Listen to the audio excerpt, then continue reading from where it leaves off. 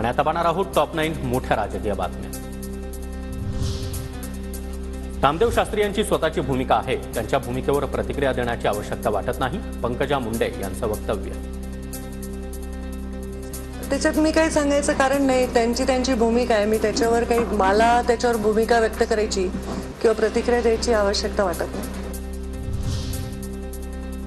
नामदेव शास्त्रींनी पंकजा मुंडेंसाठी गडाचे दरवाजे बंद केले। आज कोणत्या कारणामुळे गडाचे दरवाजे राजकारणासाठी पुन्हा एकदा उघडले? प्रकाश महाजन यांचा नामदेव शास्त्री यांना सवाल। पंकजाला दसरा मेळाव्यासाठी गडाचे दार बंद केले, मग आज कोणचं कारण असं घडलं की ते दार पुन्हा राजकारणासाठी उघडले गेले?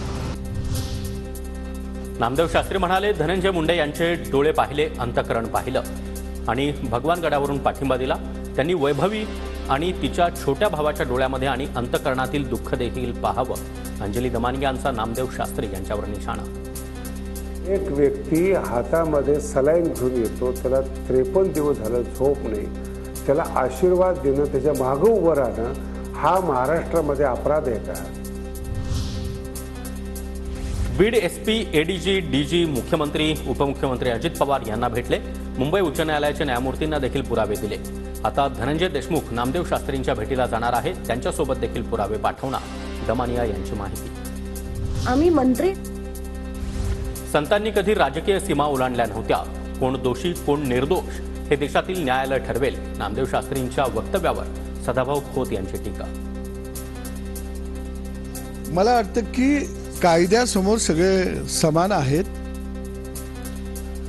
कायद्यातून जे निष्पन्न होईल, कोण दोषी आहेत कोण दोषी नाही, हे शेवटी या देशातलं न्यायालय ठरवेल।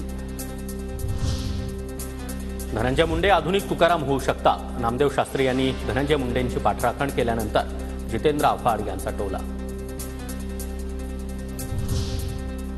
बीड प्रकरणामध्ये धनंजय मुंडेंची पाठराखण केल्यानंतर संतोष देशमुखांचं कुटुंब भगवान गडावर जाणार, नामदेव शास्त्रींकडे पुराव्यांची फाईल सादर करणार।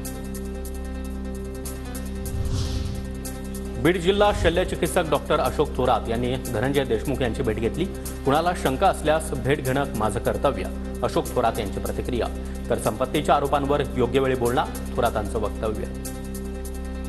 याच्या अगोदरही पीएम रिपोर्ट हँडओव्हर केल्यानंतर एकदा भेटून गेलेलो होतो।